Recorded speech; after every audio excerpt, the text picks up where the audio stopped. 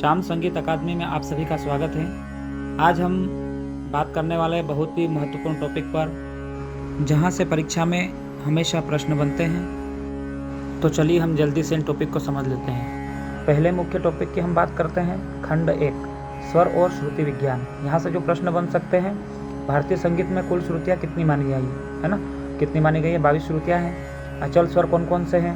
तो अचल स्वर सा और प हैं। तीव्र स्वर कौन सा है? तो तीव्र स्वर तो एक ही है, म तीव्र होता है। अगला है वादी स्वर का अर्थ। राग में हम सबको पता है कि वादी स्वर राग का प्रधान राग स्वर होता है। और न्यास स्वर का अर्थ क्या होता है, यानी जिस पर विश्राम किया जाता है। तो इसी प्रकार अगला टॉपिक देखेंगे। खंड 2 की बात करें, ताल चक्र, यानी कि ताल से हमारे कौन कौन से प्रश्न बन सकते हैं? रूपक ताल की मात्रा, केरवा ताल की मात्रा, झप ताल की मात्रा, धमार ताल की मात्रा, तीन ताल की मात्रा।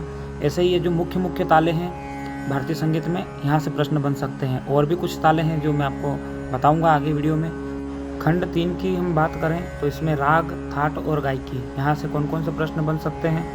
देखिएगा, भात खंडे के थाटों की संख्या कितनी मानी गई है? 10 संख्या है।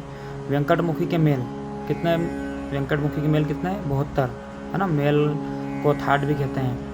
राग मारवा और पुरिया का थाट कौन सा है, वो हमको देख लेना है। राग छाया नट और गौड़ सारंग का थाट कौन सा है, उसको भी हमें देख लेना है। राग रामकली का ठाट है ना, भैरव ठाट से बना ये भी।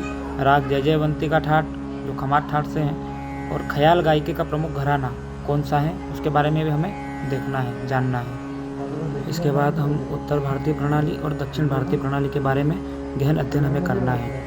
और भात खंडे जी के जो 10 ठाट हैं उनके बारे में हमें स्वर का ज्ञान होना चाहिए, है ना। और वेंकटमुखी जी के 72 मेल कैसे बने, उसके बारे में भी हमें अध्ययन गहराई से करना है। और जो उत्तर भारतीय संगीत में जो 32 ठाट कैसे बनते हैं, उनके बारे में भी हमें संपूर्ण जानकारी होना चाहिए।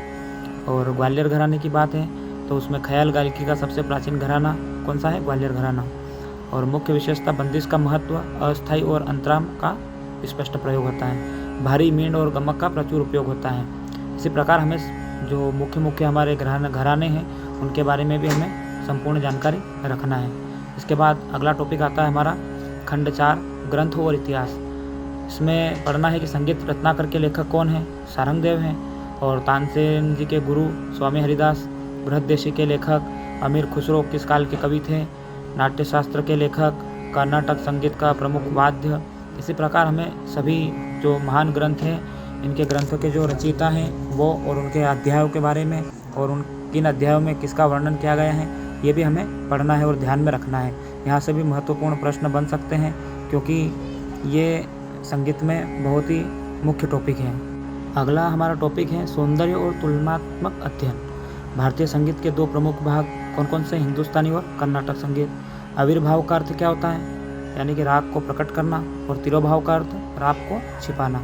और मेलोडी का अर्थ, जो हमारे भारतीय संगीत में मेलोडी का अर्थ होता है स्वर का क्रम। और हारमोनी का अर्थ होता है स्वर संगति, यानी कि कॉर्ड बजाना। इसके बाद हमारा महत्वपूर्ण टॉपिक और भी बन सकता है अलंकार का शरीर विज्ञान, जहाँ से सपाट, कर्ण है ना, कर्ण क्या होता है, मीण क्या होता है, गमक क्या होता है, खटका क्या होता है, मुर्की क्या होता है, और जमजमा क्या होता है।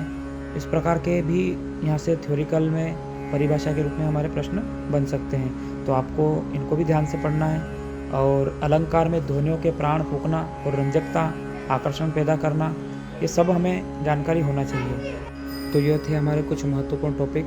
और इसके अलावा भी बहुत सारे टॉपिक म्यूज़िक में परीक्षा में आने वाले हैं, तो मैं आपको अगले वीडियो में वो भी बताऊंगा।